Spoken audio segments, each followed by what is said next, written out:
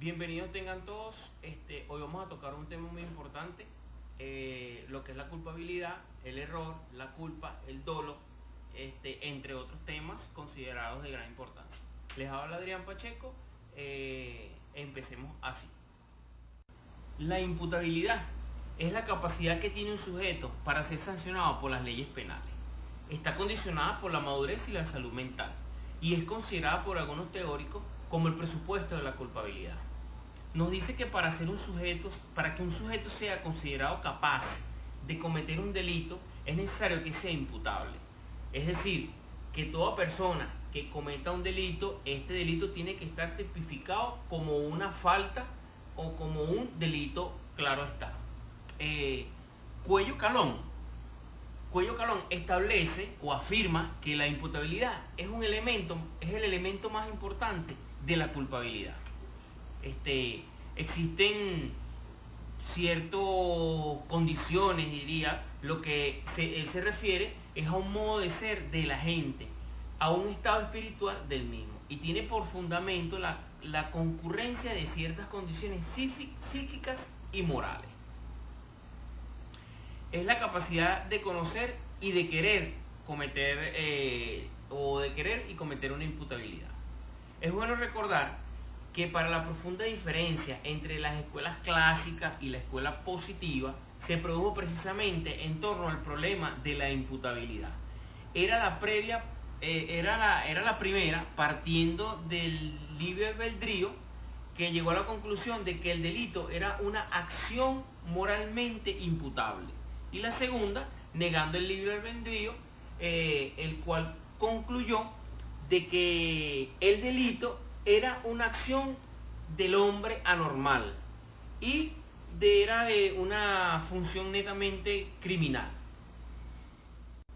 Bien, como nombramos anteriormente, en la imputabilidad, que se entrelazaba en ciertos aspectos a la culpabilidad, esta culpabilidad en el derecho penal es el juicio de imputación personal, es decir, que supone la irreprochabilidad del derecho, ya calificado como típico y antijurídico. Esta es fundada en el desacato del autor frente al derecho.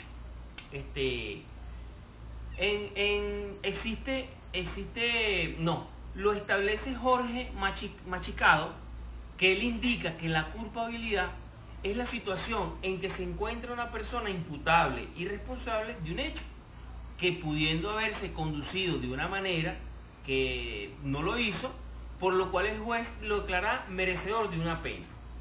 Hay unos elementos importantes de la culpabilidad. Para que haya culpabilidad, tiene que presentarse los siguientes supuestos o elementos de la culpabilidad, como lo es el dolo o culpa, que es una forma de culpabilidad, y la exigibilidad de una conducta adecuada a la prohibición o imperatividad de la norma. Si por fallarle alguno de estos preceptos no actúa culpablemente el autor, en consecuencia se está exento de responsabilidad criminal. Aunado a esto, hay unas causas de imputabilidad. Solamente nombraremos tres de ellas. Una, a quien no pudo comprender que lo hacía, a quien no pudo comprender que lo hacía era delito o ya había podido dirigir sus acciones. La segunda, a quien obra por una fuerza física irreversible o bajo amenaza. Y la tercera, a quien se encuentra en estado de necesidad. Muy bien, ahora tenemos lo que es la naturaleza jurídica, los elementos y tipos de error, culpa y dolo. Empecemos por el error. El error en el derecho plenamente establecido es un vicio de la voluntad que consiste en la ignorancia o concepto equivocado de lo que tiene una ley, persona, cosa o hecho. Aquí podemos hacer un pequeño ejemplo en cuanto al desconocimiento de la ley no te exime de responsabilidad penal. Esto puede tratarse de una equivocación o ignorancia, pero el resultado de ambos casos es el mismo. Una falsa representación de la realidad, y eso en definitiva es el error jurídico, lo que en duda o en todo caso concluye al error. Pues quien obra a sabiendas de que puede estar equivocado desconociendo con exactitud las consecuencias de sus actos, no puede invocar luego su propio error. El error, en cambio, al sujeto que desconoce ciertas consecuencias del acto que se celebra y cree que su representación de la realidad es acertada. Tenemos unas clases de error que en esta pequeña exposición nombraremos dos de ellas. Tenemos el error de derecho. ¿Qué es el error de derecho? Bueno, es una ley que se presume conocida por todos. Esta regla clásica, que tiene su origen en el derecho romano, error iuris nos, tiene un claro fundamento de que los autores han puesto siempre de relieve. De otro modo, la ley perdería su carácter obligatorio, conforme a las personas que alegasen su desconocimiento, que es lo que acabo de plantear anteriormente, que el desconocimiento de la ley no te exime de responsabilidad penal. Ahora, tenemos otro error, que es error de hecho. El error de hecho es generalmente un vicio de consentimiento, mientras que el error de derecho es comúnmente rechazado como tal. Siguiendo un código Feuchter, ¿verdad? Lo que establece que en la legislación que sigue este jurista francés, solo el error de hecho vicia el consentimiento, pero este no lo hace siempre, debiendo distinguir entre el error esencial o absoluto y error menos esencial. Así pasamos a lo que es ahora la culpa. La culpa es la omisión voluntaria de diligencia al calcular las consecuencias probables y previsibles del propio hecho, y la hace descansar sobre la voluntad del acto y la falta de previsión del efecto nocivo y la posibilidad de prever. Hay una escuela clásica, o la escuela clásica que establece Carrara. Él dice que la culpa es una violación de las leyes del deber de prever. Es la teoría más aceptada. La escuela positiva dice que la culpa radica en la responsabilidad social del individuo. Por otro lado, tenemos la teoría psicoanalítica, que dice que la culpa es el querer inconsistente, que por ejemplo la madre que aplastó a su bebé durante el sueño inconscientemente quería matarlo. Pues han pasado y hemos visto casos en las noticias donde hay madres que amamantan a sus bebés de madrugada y el cansancio produce este tipo de sueño pesado y bueno, aplastan a su bebé amamantándolo hasta llegar a ahogarlo o dejarlo sin respiración. Tenemos unos tipos, como la culpa y el dolo, tenemos unos tipos de culpa. Estos tipos son culpa consciente. ¿Qué es la culpa consciente? Bueno, es cuando el autor prevé el resultado, pero confía en que no se produzca. Que por ejemplo, un conductor conduce un vehículo a toda velocidad por una calle, cerca de un parque, y repentinamente sale un niño cruzando la calle y lo atropella. Ahí tenemos una culpa consciente. La culpa consciente o con representación es aquella que el resultado es previsto pero no deseado por el sujeto activo. Tenemos una culpa inconsciente, es donde el autor previsto la posibilidad del resultado es aquella en que el resultado no ha sido previsto ni ha sido querido. Por ejemplo, si el sujeto fuma en un surtidor de gasolina o en una bomba de gasolina, esto provocaría o podría provocar un incendio o una explosión, llevando consigo víctimas fatales en dicho hecho. Tenemos por otro lado la culpa lata, que es aquella en que el resultado dañoso podría haberse previsto por cualquier persona, es decir, por la generalidad de las personas. Continuando así, presentamos ahora lo que es el dolo. El dolo en el derecho tiene un término que se usa con significados diferentes. En el derecho penal, el dolo significa la interacción de cometer la acción típica prohibida por la ley. En el derecho civil se refiere a unas características esenciales del ilícito civil, en el incumplimiento de las obligaciones designadas por dicha ley, en la inejecución por parte del deudor y por último, un vicio de los actos voluntarios. Hay un jurista, un autor llamado Bontour, que define el dolo como la conducta intencionalmente provocada y que refuerza o deja de subsistir una idea errónea en una persona.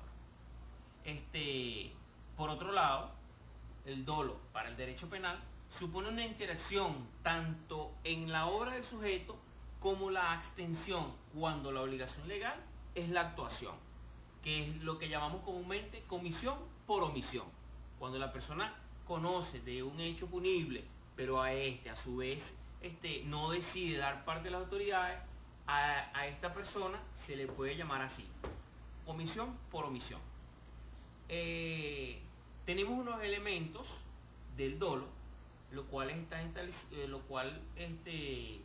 daremos a conocer lo que es el cognitivo o intelectual. Este elemento del dolo da en el ámbito de la internabilidad, podríamos decir de que se conoce a sí mismo o a su entorno, por lo tanto sabe que sus acciones son originarias de procesos causales productores de mutaciones de la realidad, o bien violaciones de deberes establecidos como normas culturales. Como es bien sabido, el delito, como toda obra humana, nace, vive y muere. Mantovani establecía que esa vida del delito se conoce con el nombre de iter criminis. Ese cambio vital abarca todas las fases de la realización del delito, que transcurre desde el momento en que nace en la mente del autor hasta el instante en que se perfecciona su ejecución, pasando lógicamente por la necesidad de manifestación de la resolución criminal del autor en el mundo social. Entonces, podemos decir que el iter criminis está compuesto por dos fases principales. Tenemos la primera, que es la fase interna, la de ideación, deliberación, resolución o decisión. Y tenemos la fase externa, donde están los actos preparatorios, actos de ejecución, lo que es tentativa, consumación y agotamiento. En ese orden de ideas, se tocará algunos de los lineamientos básicos al respecto. Como pueden observar, el delito tiene un proceso dentro del derecho penal, denominado iter criminis. El delito comienza en la esfera interna del sujeto, con la ideación, deliberación y resolución o decisión del mismo. Aquí termina la fase intermedia y da comienzo a la fase externa, que son los actos preparatorios, actos de ejecución, tentativa, consumación y agotamiento. Como bien señala la doctrina penal, el agotamiento no es relevante para el derecho penal, dado que el delito ya está consumado. Desde luego, claro está, no se descarta una posición minitoria que señale el agotamiento como parte de la fase de ejecución. En este pequeño cuadro que les mostramos aquí, pueden observar lo que es un esquema de lo que es el iter criminis en la primera etapa. En esta parte de la ideación, consiste en la imaginación, el pensamiento o idea del delito que se va a realizar. Es decir, es la génesis de la idea delictiva que realiza un agente autor, por decirlo así, o un agente activo, que por ejemplo, Carlos quiere robar o va a robar a Pedro. Y ahí tenemos más o menos lo que es una ideación, un plan. Tenemos ahora una deliberación, que es la que consiste en la elaboración y desarrollo de este plan anteriormente delictivo, y que es decir, es elemento o planteamiento del delito a cometer. Es la forma o circunstancia de darse ese tipo de hechos. Como por ejemplo, quien quiere robar a Pedro, ¿verdad? Para ello se vale o se valió de un arma de fuego para cometer el mismo hecho o para realizar tal hecho. La misma lo realizará durante el día a las 5 de la tarde cuando él salga de su trabajo. Ya eso es una elaboración o desarrollo del plan delictivo. Tenemos ahora una tercera parte, que es la resolución o decisión, que esta consiste en poner en práctica o exteriorizar el plan delictivo, como por ejemplo, si Pedro decide robar a Juan con una pistola a las 3 de la tarde a la hora de salir de su trabajo. Ya esa es la realización de tal hecho. Ya aquí pasamos a la siguiente fase, o sea, a la segunda etapa, a la etapa externa. Tenemos los actos preparatorios de la parte externa. Los actos preparatorios del delito son actos exteriores que no consisten en la ejecución, sino en la preparación de un hecho delictivo.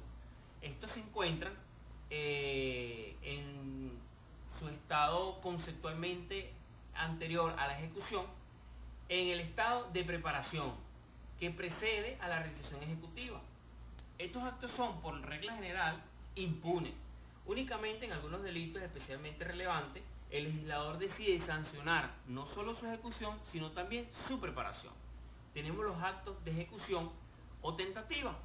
Los actos ejecutivos comprenden aquellas circunstancias del iter criminis que representan la realización ejecutiva y no meramente preparatoria, lo que estaríamos en presencia de un delito. Aquí pueden observar en este esquema también lo que es la segunda parte del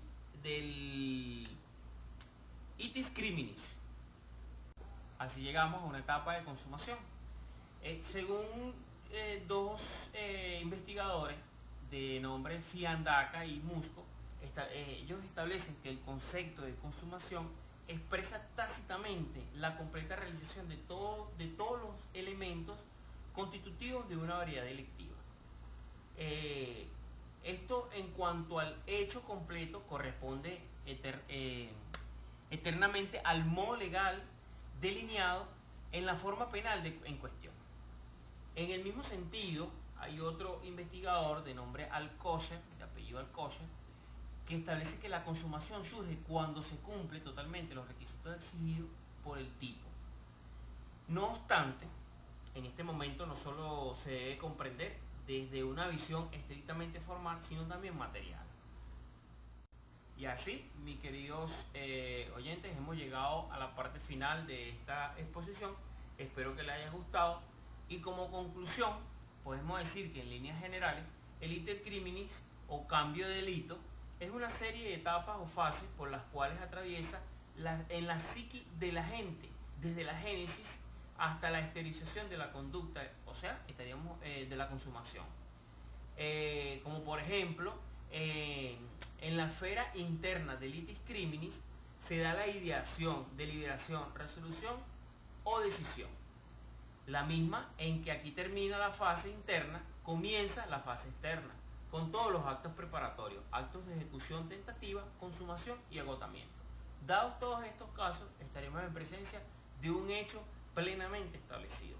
Espero que les haya gustado. Les habló Adrián Pacheco y no olviden comentar y dejar un me gusta en la pequeña exposición.